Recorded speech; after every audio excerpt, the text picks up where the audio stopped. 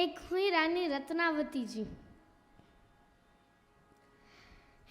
इनका चरित्र भी बड़ा सुंदर है। इनकी निकटतम सेवा एक दासी करती थी। ये राजा मान सिंह के छोटे भाई की पत्नी थी, रानी रत्नावती। इनकी एक निकटतम सेवा करने वाली दासी थी। वो जब इनकी सेवा करती तो भाव विभोर होकर के ठाकुर जी के नामों का उच्चारण करती हुई सेवा करती। उस भाव भरे नाम को सुन करके रानी के मन में भी ठाकुर जी के प्रति भाव उत्पन्न हुआ।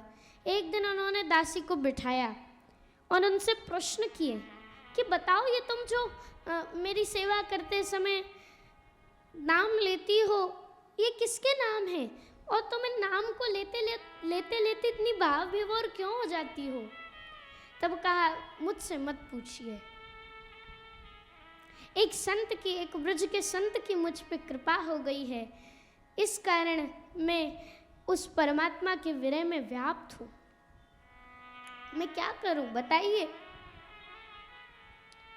रानी के विशेष आग्रह करने पर दासी ने बताया कि मैं विठलनाथ गोस्वामी जी इनसे दीक्षित हूँ और उन्हीं की कृपा से मुझे ठाकुर जी के बारे में ज्ञान हुआ है।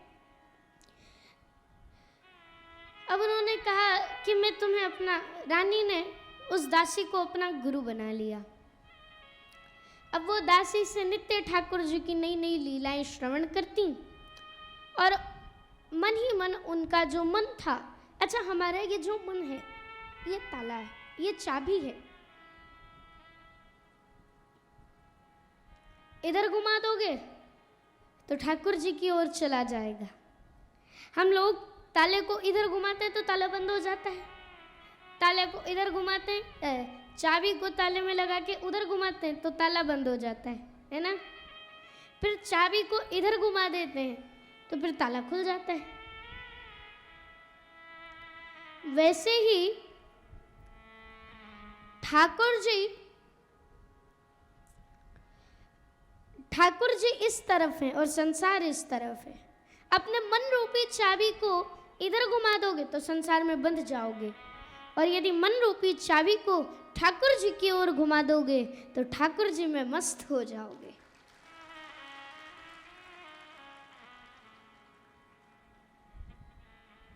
यही सिद्धांत है। यदि हम पाप संगति करते हैं, दुष्ट संगति करते हैं, तो हमारे मन में धीरे धीरे दुष्टता ही भरती जाती है। कारण से सबसे पहले नेत्र से वासना जब हमारे अंदर प्रवेश करती है तो या तो नेत्र से करती है या तो कर्ण से करती है। नेत्र हम गलत देखेंगे। गांधी जी के 3 बंदरों के बारे में सुना है? देखो हमारे 3 आचार्य लोग बैठे हुए हैं। प्रेम से बोलो राधे राधे।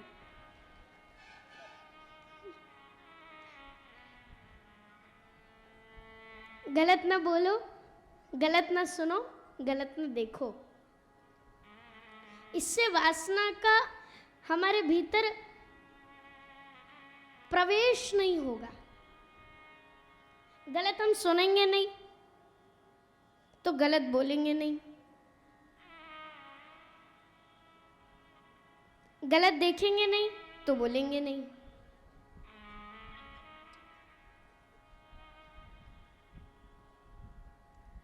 बात यही है। ठाकुर जी को ये मन जिधर हम भेज देते ना उधर ही आगे बढ़ जाता है। इस मन को ठाकुर जी की ओर लगा दोगे, संतों में लगा दोगे तो ये ठाकुर जी की ओर ही बढ़ जाएगा, और यदि दुष्ट संगति की ओर लगा दोगे तो दुष्ट संगति में ही बढ़ जाएगा। ध्यान रखो।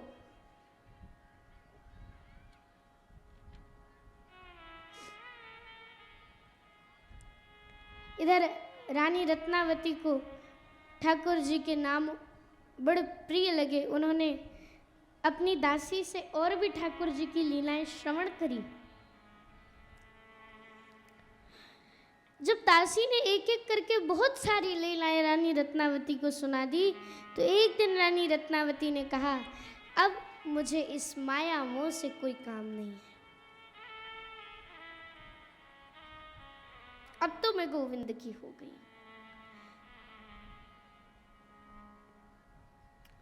एक बार ये बात पता चल गई राजा, इनके जो पतिदेव थे उनको।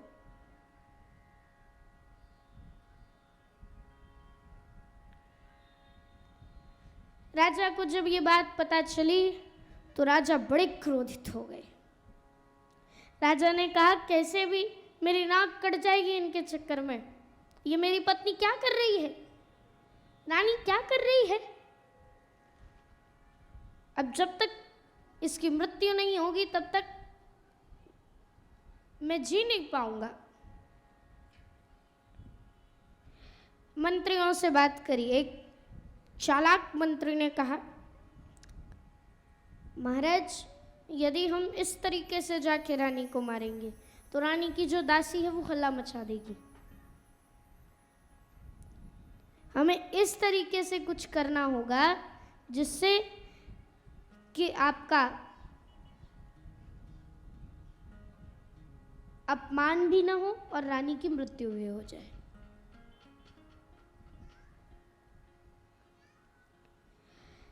तब थोड़ी देर बाद विचार करने के बाद कहा, राजन आपका जो एक संघ है जो पिंजरे में बंद है, उसे ही हम रात्रि में रानी के कमरे में छोड़ देंगे। वो सिंह जाएगा और जाकर के रानी को मार देगा और लौट आएगा तो उसे पिंजरे में पुनः बंद कर दिया जाएगा, जिससे और यदि कोई प्रश्न करेगा तो फिर हम ये कह देंगे कि गलती से शेर पिंजरे से पिंजरा खुला रह गया, शेर चला गया और रानी की मृत्यु हो गई, रानी को उसने मार दिया, तो उससे आपका अपमान भी नहीं होगा। ये बात राजा को भी अच्छी लगी, बोले ठीक है बहुत बढ़िया। रात्रि के समय शेर को पिंजरे से निकाल करके रानी के महल में छोड़ दिया गया। इधर रानी की दासी और रानी उस महल में थे।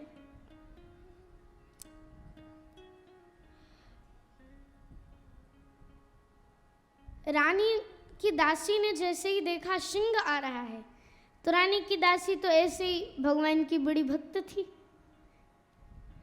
तो उसने कहा, रानी साहिबा, रानी जी देखिए भगवान नरसिंह साक्षात आपको दर्शन देने के लिए आए हुए हैं।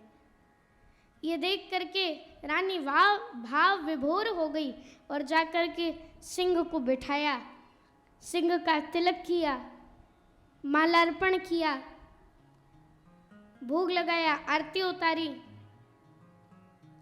तत्पश्चात उस सिंह के स्वरूप में ही उन्हें भगवान नरसिंह के स्वरूप का दर्शन हुआ तथा वह सिंह बाहर गया और जो सैनिक उस सिंह को पिंजरे में बंद करके रानी के कमरे में छोड़ आए थे, पिंजरे में बंद उस सिंह को रानी के कमरे में छोड़ आए थे, उसी सिंह ने जाके उन सैनिकों को मार डाला।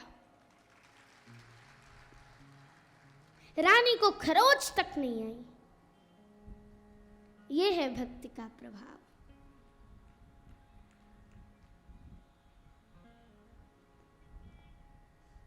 इसलिए संगति का बड़ा असर पड़ता है। जैसी संगति करोगे वैसा ही प्रभाव मन पे पड़ेगा।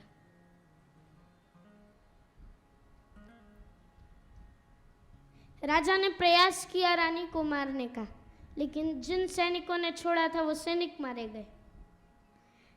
फिर राजा को जब इसका पता चला तब राजा गए और नतमस्तक होकर रानी से प्रार्थना करी। रानी ने कहा, अब तो मैं मेरे गोविंद की हो गई हूं, अब तो मुझे किसी से मतलब नहीं। ये है भक्ति। एक बार करके देखो, अंदाज लग जाएगा।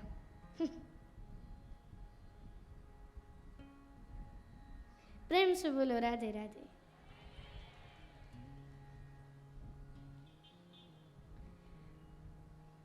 ऐसे ही ठाकुर जी चैतन्य हैं। सिंह में कभी नरसिंह के दर्शन हो सकते हैं? सोचो। भगवान नरसिंह तो आधे नर थे और आधे सिंह थे, इसलिए तो नरसिंह कहलाए। पर सिंह में कभी नरसिंह दिख सकता है? दिख सकते हैं भगवान नरसिंह सिंह में? नहीं ना। कैसे दिख गए? चैतन्यता है, भाव है, भक्ति है,